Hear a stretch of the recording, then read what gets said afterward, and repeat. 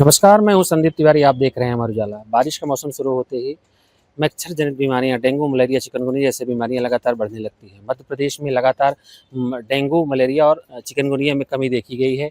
लगातार स्वास्थ्य विभाग के प्रयास से इन बीमारियों में कमी आई है, लेकिन पूरी तरह समाप्त नहीं हुआ है। लगातार बीमारियाँ बढ़ने की आशंका बढ़ी रहती है। इस साल जो स्वास्थ्य विभाग है नवाचार करने जा रहा है। इस बार एआई का प्रयोग डेंगू, चिकनगुनिया जो मच्छर जनित बीमारियाँ होती हैं इनमें प्रयोग करेगा। किस तरह से ट्रैकिंग करेंगे, किस तरह से मच्छर पनप रहे हैं, किन क्षेत्र में ज़्यादा मच्छर है, इस तरह का प्रेडिक्शन करेंगे।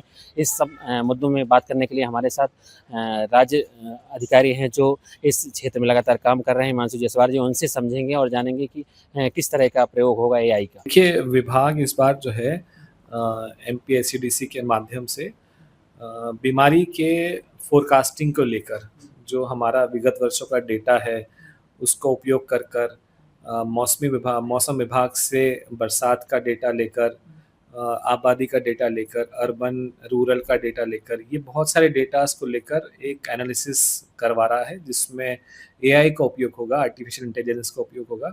और एमपीएससीडीसी और दिल्ली की कुछ इंस्टीट्यूट्स हैं, उनके माध्यम से एक हमने प्रेडिक्शन सॉफ्टवेयर तैयार कराया है, जिसमें हम ये पता लगा पाएंगे कि आने वाले समय में कौन से ऐसे या 1 महीने बाद कौन से ऐसे क्षेत्र हैं, कौन से ऐसे हमारे हॉटस्पॉट है जहाँ पर केसेस बढ़ने की संभावना होगी।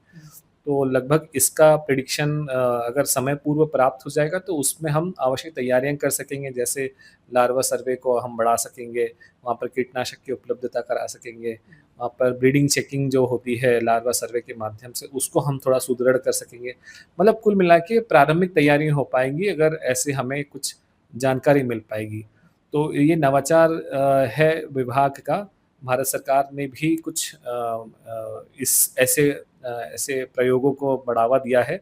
प्रदेश ने प्रयास किया है कि हम डेंगू रोग या वेक्टर जनित रोगों को नियंत्रण में काबू पाने के लिए एआई का उपयोग कैसे कर सकते हैं।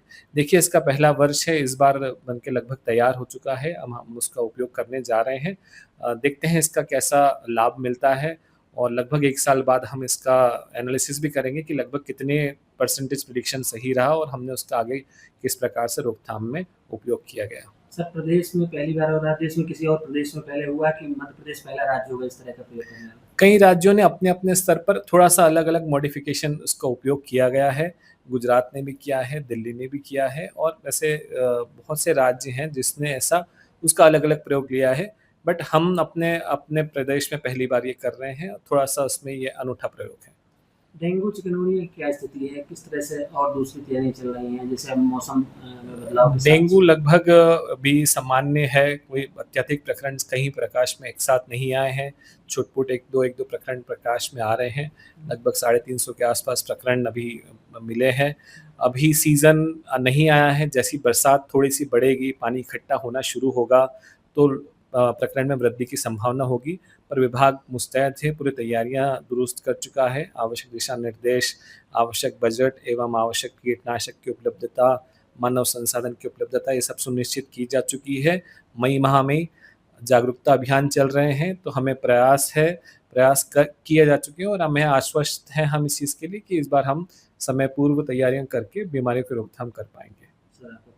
मैं डॉक्टर हिमांशु, राज्य कार्यक्रम अधिकारी, राष्ट्रीय वेक्टर जनित रोग नियंत्रण कार्यक्रम। आपके राज्य की खबरें, आपके शहर की खबरें सबसे पहले जानने के लिए देखते रहें अमर उजाला। चैनल को सब्सक्राइब जरूर कर लें और पाएं हर अपडेट।